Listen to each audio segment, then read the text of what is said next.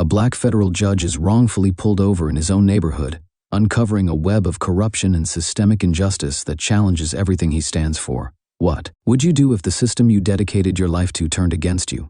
And could you risk everything to fight back? The hum of my Tesla filled the empty streets, its low purr blending with the faint rustle of leaves in the autumn breeze.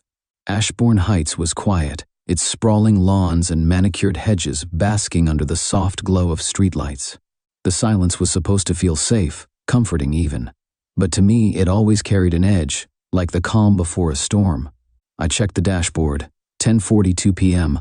Too late to make up for the basketball game I had missed. Too late to keep the promise I had made to Sophia. Again, it wasn't supposed to be this way.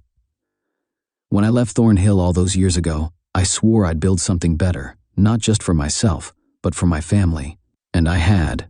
A law degree from Harvard, a federal judgeship, a home in a neighborhood where crime was something you read about, not something that crept up to your doorstep. Yet here I was, driving home from another day that had stretched too long, weighed down by the same questions I had been asking myself since I was a teenager. I turned onto Hawthorne Lane, the road narrowing as it wound through the heart of Ashbourne Heights. The houses here were all brick and stone, each one a testament to wealth and success. My Tesla fit the part, sleek and polished. But every time I drove these streets, I couldn't shake the feeling that I was an outsider. No matter how high I climbed, no matter how many suits I wore or cases I won, there was always that voice in the back of my head. You don't belong here. My phone buzzed on the console. A text from Sophia. Missed you at dinner. Malik still upset. Call me when you get home. I sighed, guilt gnawing at the edges of my exhaustion. Malik was 14 now, caught in that fragile space between boyhood and manhood. He looked up to me. I could see it in the way he hung on my every word. But lately, I felt like I was failing him, missing his games, his milestones. How was I supposed to teach him to be proud of who he was, of where we came from, when I could barely keep my promises? I shook the thought away, focusing on the road ahead. The glow of a streetlight flickered as I passed, casting long shadows over the pavement. And then I saw them. Red and blue lights flashing in my rearview mirror. My chest tightened. For a split second, I thought they were after someone else. But then the siren wailed, sharp and insistent. I swallowed hard, my pulse quickening as I signaled and pulled over to the side of the road. I rolled down the window, killing the jazz that hummed through the speakers. My hands rested on the wheel, fingers splayed out where they could see them. The leather beneath my palms felt cold, foreign. I tried to focus on it, anything to steady the rising thrum of anxiety in my chest. This wasn't new. I'd been pulled over more times than I cared to count, first in my beat-up Chevy as a teenager in Thornhill, and now in the Tesla I worked my entire life to afford. It didn't matter how expensive the car was. To them, I was just another black man out of place. The crunch of gravel behind me told me the officer was approaching. I glanced in the rearview mirror, a woman, tall, her flashlight already slicing through the darkness. My pulse quickened as she reached the driver's side. The beam of light hit my face, blinding me momentarily before settling on the back seat. "License and registration," she said, her tone clipped. "Of course, officer," I replied, keeping my voice calm. "Steady." I moved slowly, first reaching for the glove compartment and then for my wallet. The tension was familiar, rehearsed almost, like playing a scene from a script I knew by heart. "What seems to be the problem?" I asked, handing over my documents. "We received a report of a suspicious vehicle in the area," she said. Her eyes scanned me, taking in my suit, my tie, the clean-cut lines of the car. "You match the description." A report of a suspicious vehicle. I wanted to laugh, but the sound caught in my throat. Instead, I swallowed the frustration bubbling just beneath the surface. I lived here. I worked for this neighborhood, this car, this life, and yet here I was, explaining myself, trying to prove that I belonged. "I live just a few streets over," I said evenly. "This is my neighborhood." The officer's expression didn't change. "Wait here," she said, stepping back toward her cruiser. I watched her click her radio, her voice low but urgent. A moment later, another pair of lights appeared in the distance, their glow bouncing off the quiet houses. Backup. For me. My chest tightened. If you found this interesting, be sure to subscribe to the channel and listen to the full story. And if you've seen or experienced something similar, I'd love to hear your story in the comments. All the best to you. The second cruiser pulled up behind hers, its engine rumbling as the driver stepped out. He was older, his uniform crisp but worn in a way that suggested years on the force. His name tag read Roberts, and the moment his eyes met mine, I saw the flicker of recognition. "Judge Jackson," he said, his voice tinged with surprise. He glanced at the first officer, who stood rigidly by her door. "What's going on here?" I took a breath, my jaw tightening. "You tell me, Captain. I was driving home when I got pulled over and told I looked suspicious." Roberts frowned, his gaze shifting to Officer Clark. "Is that right?" Clark straightened, her flashlight still pointed in my direction. "We had a report of a suspicious vehicle, sir. I was following protocol." "Protocol," I repeated, the word bitter on my tongue. "Pulling over a black man in his own neighborhood at night is protocol now?" "Judge," Roberts began, his hands raised slightly in a placating gesture. "There must have been some kind of mistake." "Mistake?" My voice sharpened, cutting through the stillness of the street. "This wasn't a mistake, Captain. This is exactly how the system is designed to work, and you know it." Roberts's face tightened, but he didn't argue. Instead, he turned back to Clark, murmuring something too low for me to hear. She hesitated for a moment, then nodded and handed me back my license. I could feel her eyes on me, her gaze heavy with something between suspicion and resentment. "You're free to go," Roberts said finally, his tone clipped. "Apologies for the inconvenience." Inconvenience. The word hung in the air like a bad joke. I didn't bother responding. Instead, I climbed back into my car, my movements deliberate, measured. My hands were steady on the wheel as I drove away, but inside, I was seething. When I got home, the house was dark except for the faint glow of the kitchen light. Sophia was waiting for me, her arms crossed as she leaned against the counter. Her hair was pulled back into a loose bun, and her face, usually warm and inviting, was lined with worry. "You're late," she said softly, her voice carrying an edge. "What happened?" I hesitated for a moment, running a hand through my hair. "I got pulled over," I said finally. Her brow furrowed, and she pushed off the counter, taking a step toward me. "Again?" I nodded, leaning against the island. "They said I looked suspicious. Backup showed up before they let me go." "Backup?" Her voice rose, the concern in her eyes hardening into anger. "For what? For driving home?" I shrugged, the motion small and weary. "It doesn't matter. It never does." Sophia sighed, her arms falling to her sides. "This isn't right, Noah. It keeps happening." "I know." My voice was heavy, the weight of the night pressing down on me. "But what am I supposed to do, Sophia? I've spent my entire career trying to fix this system, trying to make it better, and here I am, still the same black kid from Thornhill in their eyes." Her gaze softened, but her frustration didn't fade. "You can't just let this go," she said quietly. "You have to do something." I met her eyes, the words caught in my throat. She didn't understand. I wanted to fight back, I always had. But this wasn't just about me. It was about her, about Malik and Alana, about keeping them safe in a world that saw us as targets. Sophia's words echoed in my mind long after she had gone upstairs. "You can't just let this go." I wanted to tell her I agreed, that every fiber of my being wanted to fight back, but the truth was more complicated. Every time I thought about pushing back, I saw Malik's face, his wide eyes as he soaked in the world around him. What example would I be setting for him if I let this slide? But then again, what would happen to him if I fought back and lost? I poured myself a glass of water and sat at the dining table, staring at the faint reflections of the streetlights filtering through the blinds. The house was still, save for the occasional creak of the floorboards as Sophia moved about upstairs. My thoughts wandered back to that moment under the flashing lights, my hands gripping the wheel, my heart pounding in my chest. It wasn't the first time, and I knew it wouldn't be the last. I thought about the first time it happened, back when I was 17, driving my mom's old sedan through Thornhill. That stop had been different. The officer hadn't even bothered with pretense. He'd said it outright, "You don't belong here." I didn't belong then, and apparently, I still didn't belong now.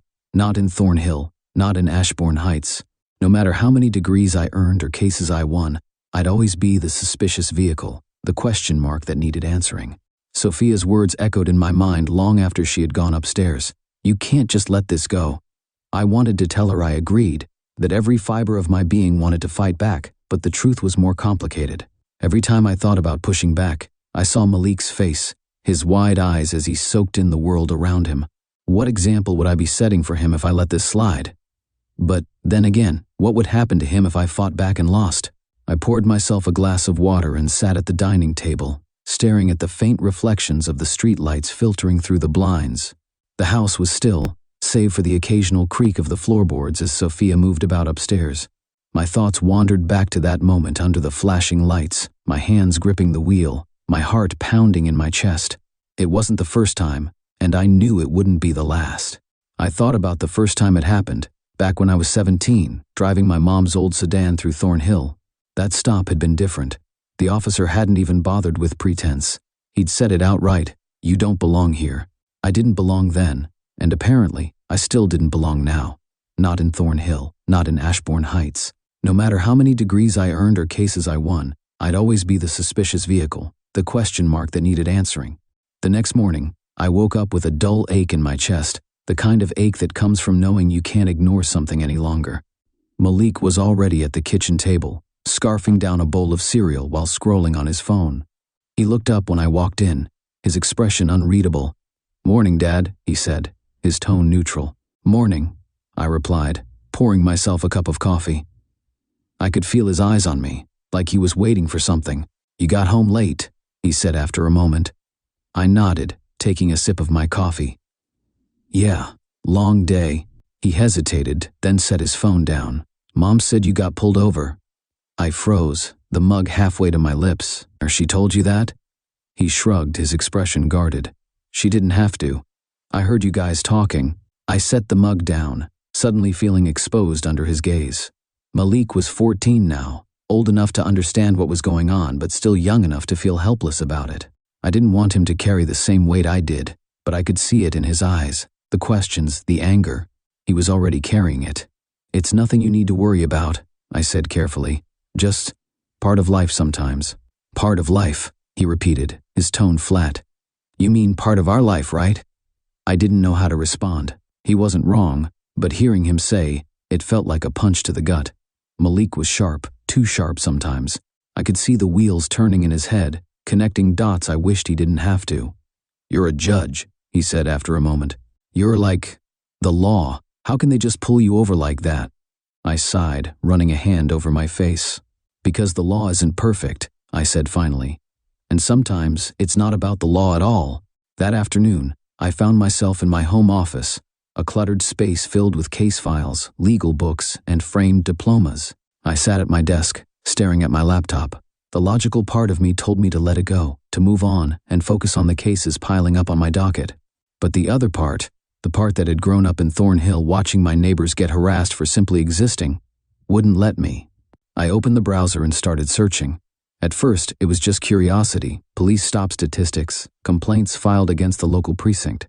But the more I dug, the clearer the pattern became. Black men stopped at disproportionately high rates. Complaints buried in bureaucracy. Familiar names popping up over and over. And then I found her, Officer Jennifer Clark. The name stared back at me from a PDF of disciplinary records, most of them redacted. But there was enough to paint a picture. A handful of complaints for racial profiling. No action taken. A transfer from another precinct under undisclosed circumstances. I leaned back in my chair, the pieces slowly clicking into place. This wasn't about one bad cop. This was a system, a machine built to grind people like me into submission. And it had been running unchecked for far too long. If you're interested, don't forget to subscribe and like it. Calling for reinforcements. By the time the sun dipped below the horizon, I had pages of notes spread out across my desk. My phone buzzed next to me, a call from an old friend I hadn't spoken to in years, Daryl Jefferson. Daryl was the kind of man who could walk into a room and command attention without raising his voice. We'd gone to law school together, but while I pursued the bench, he'd taken a different path, dedicating his career to civil rights law. If anyone could help me navigate what I was stepping into, it was him. "Long time no hear," Daryl said when I picked up. His voice was warm, but there was a hint of caution in his tone. "What's going on, Noah?" "I need your help," I said, cutting straight to the point. "It's big, Daryl. Systemic." There was a pause on the other end. "You've got my attention."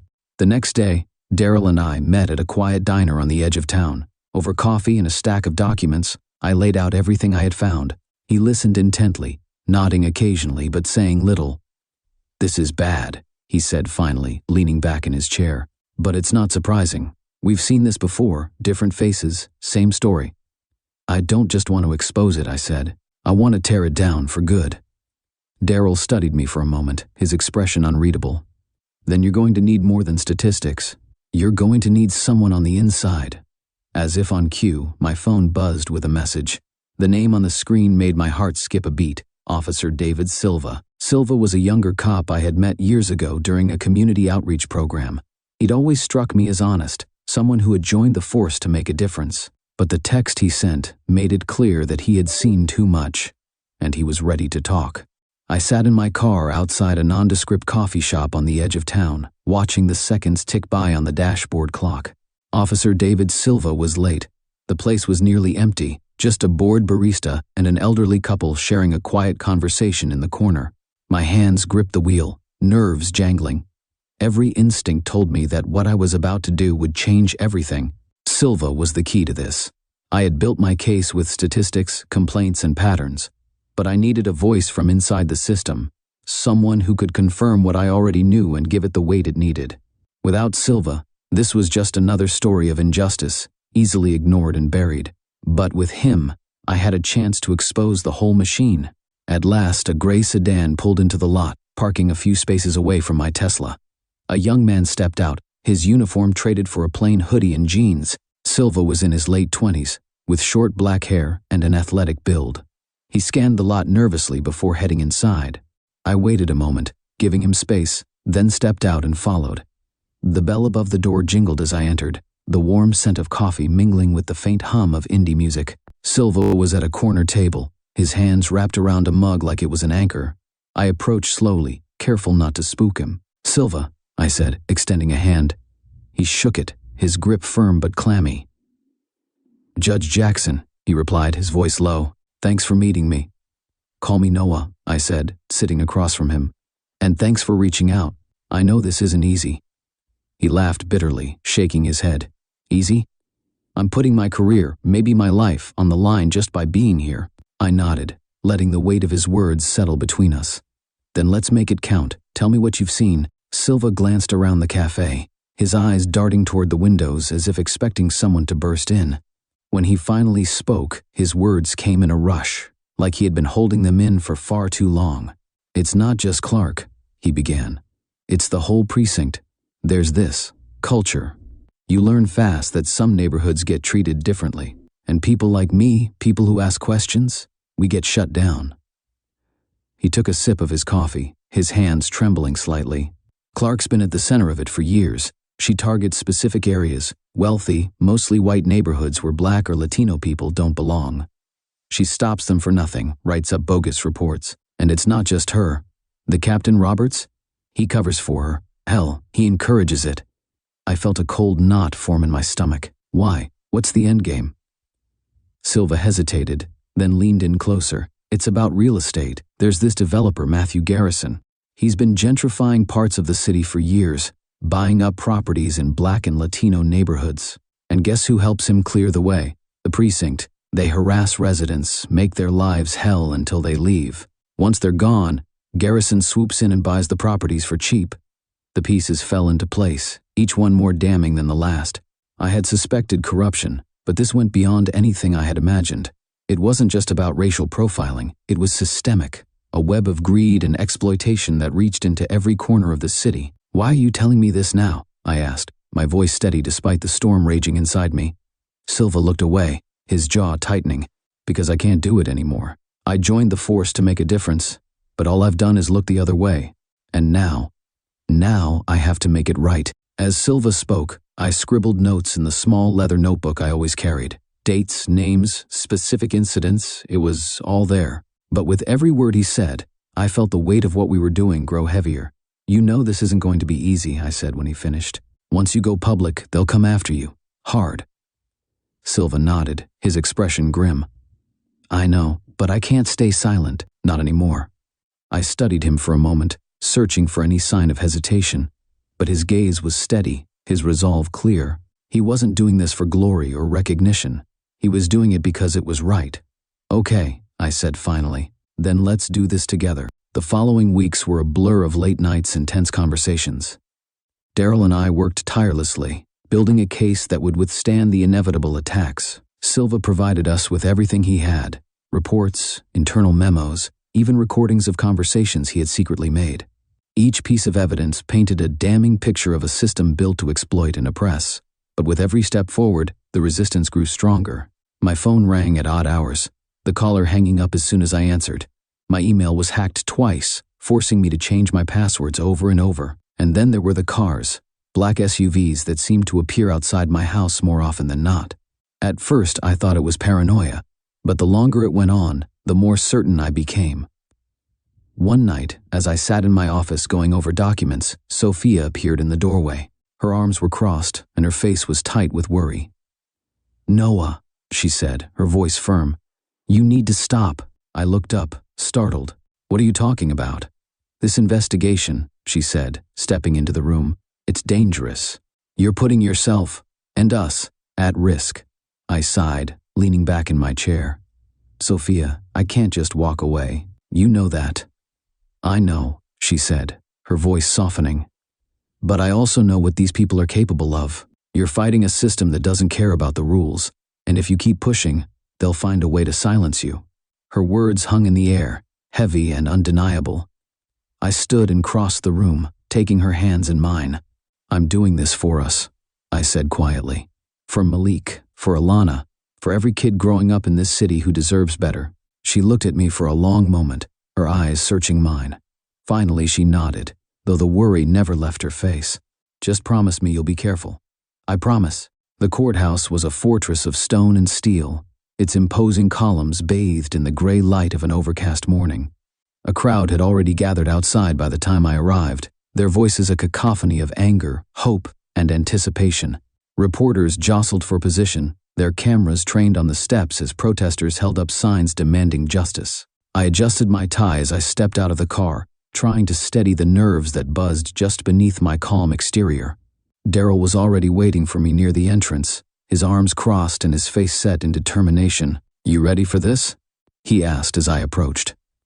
I nodded, though the weight of what we were about to do pressed heavy on my chest. "As ready as I'll ever be." Inside, the courtroom was packed. Rows of spectators filled the benches, their faces a mix of curiosity and outrage. The defense team sat across from us, their tailored suits and polished briefcases, a stark contrast to the tension that hung in the air. And at the center of it all was the judge, a stern-faced woman who held the power to shape the course of this battle. If you're interested, don't forget to subscribe and like it. Daryl rose first, his presence commanding as he stepped to the front of the courtroom. His voice was steady, each word measured and deliberate. "Your Honor, ladies and gentlemen of the jury, this case is not just about one traffic stop. It's about a system that has allowed corruption and prejudice to fester unchecked for years. Today, we will show you the truth. We will show you how those entrusted to protect and serve instead use their power to oppress and exploit." He laid out our case with precision, walking the jury through the evidence we had gathered. The falsified reports, the complaints that were buried, the financial ties between the police department and Matthew Garrison, the developer who had turned oppression into profit.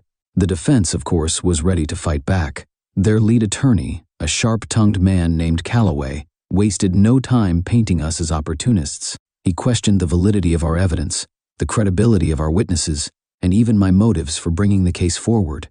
When it was time for Silva to testify, the courtroom fell silent. He walked to the stand with a steady gait, though I could see the tension in his shoulders, the tightness in his jaw. This moment was as dangerous for him as it was pivotal for us.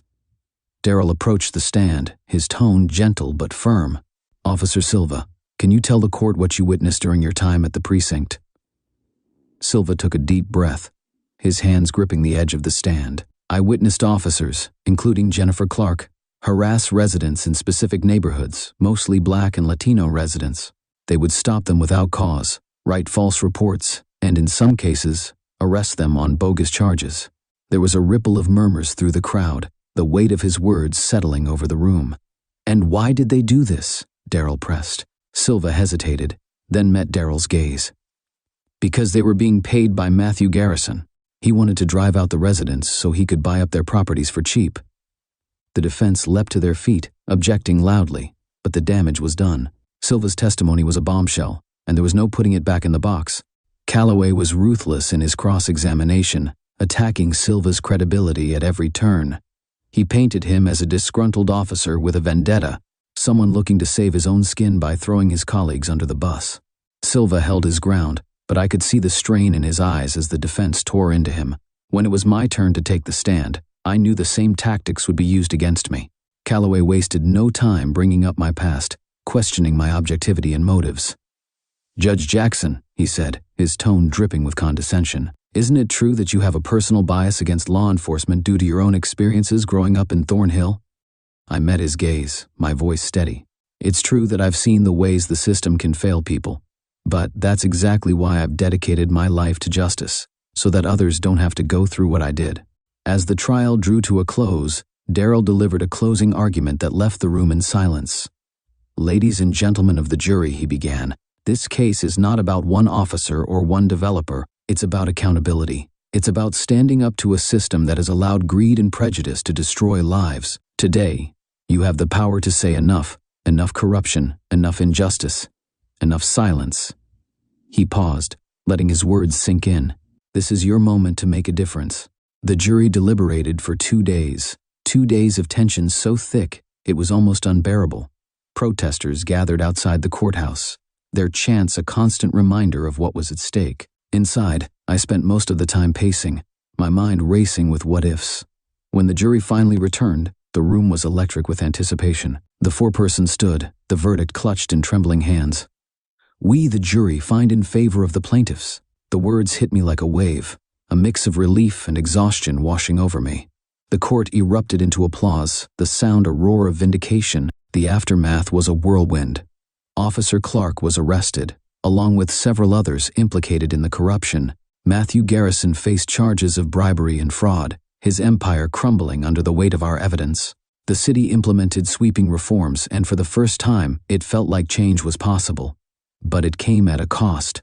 My family had been dragged through the mud, our lives upended by the fight. As I sat on the porch with Sophia that evening, watching Malik and Alana play in the yard, I felt the weight of it all settle over me. "You did the right thing," Sophia said quietly, her hand resting on mine. I nodded, though the sadness lingered. "It's not over," I said. "There's still so much work to be done." She smiled, her gaze steady. "Then we'll keep fighting." And for the first time, I felt a glimmer of hope, not just for me, but for the future we were building together. If you're interested, don't forget to subscribe and like it.